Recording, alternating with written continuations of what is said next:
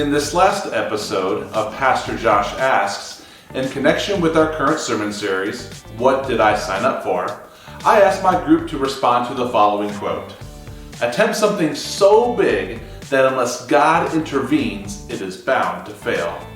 Check out their answers. I would like to see a community church service once a year where all the churches come together and celebrate in the park, and all the ministers say something. And then, of course, because I'm Methodist, you have to have a potluck afterwards. Methodists have to have food. That's the big thing I would love to see in this community. I mean, we all love God. Let's get together and do it together.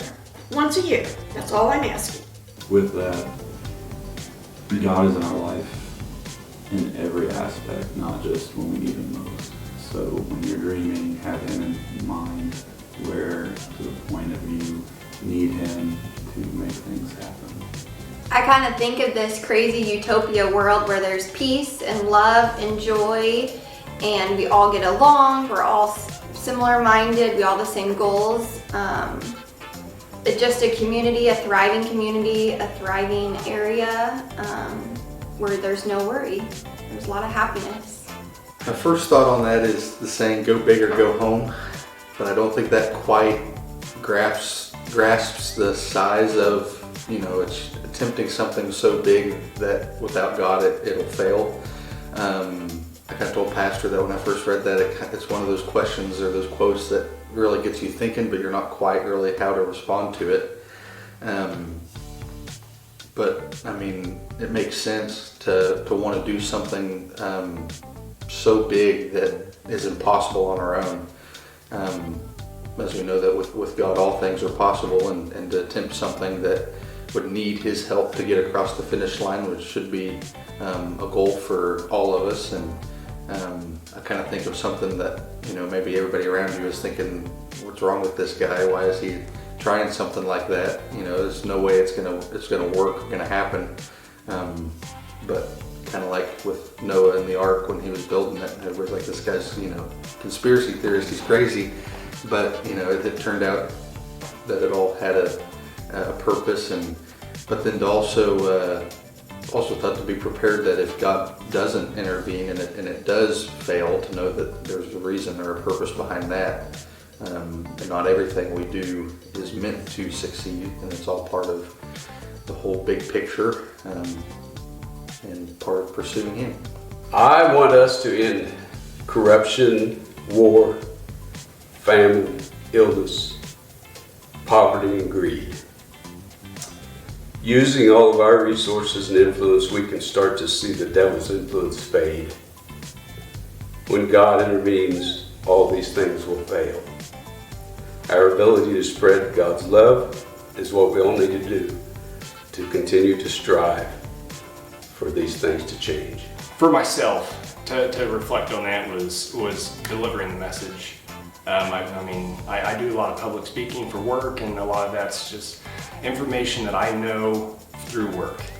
And to be able to go through and actually have to dive in, that I had to learn, and the messages to deliver, and all the different options and the way you can go through and deliver it to make sure people are going to resonate with it and understand what you're trying to say and be able to go through and implement that into their life was big for myself, not just for the church in general. To be able to go through and be the church of the county, church of the state, kind of aspect where if we can put it in His hands to be able to go through and make a difference in one person's life, let alone the whole county, I think any of that would be the big step for us to take. I did think about this one quite a bit, and I thought, well, not big problem, but whether you're doing something big or small, God is always trying to intervene. He's always there and for us to lean on. And it's just a matter of if we listen and if we respond. The hard thing is to remember and to accept is that what we see as a success or a failure That's not necessarily the way God sees it. And that,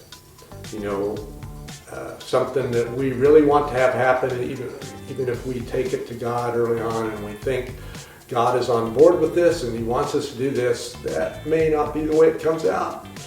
And, probably everybody can think of something they prayed for and it never happened. Well, it just, God's will is not always our will. And that's, we hear that a lot in sermons, it's in Scripture, but it's hard to accept. We want it our way. I love that quote, and I am still listening to try to figure out what it is. In my life recently, I was diagnosed with an aggressive form of cancer, and I felt that God told me that I would not need the chemo that they put a port in for and planned for the whole year of my life. And I felt like it really stretched my faith to believe that He told me that, but He did it. And to me, that's just like a faith-building thing that I need to believe more for myself and for our church. And so I don't have a good answer to that question, but I think it's good for all of us to think on it and pray on it and build our faith so that we can do whatever it is that He sees us wanting to dream about for His glory. I think any project, no matter big or small, if you do it without prayer to God, is prone to failure. I think that sometimes God is allowing us to fail so that we may come to a better plan that is better than what we could have even imagined.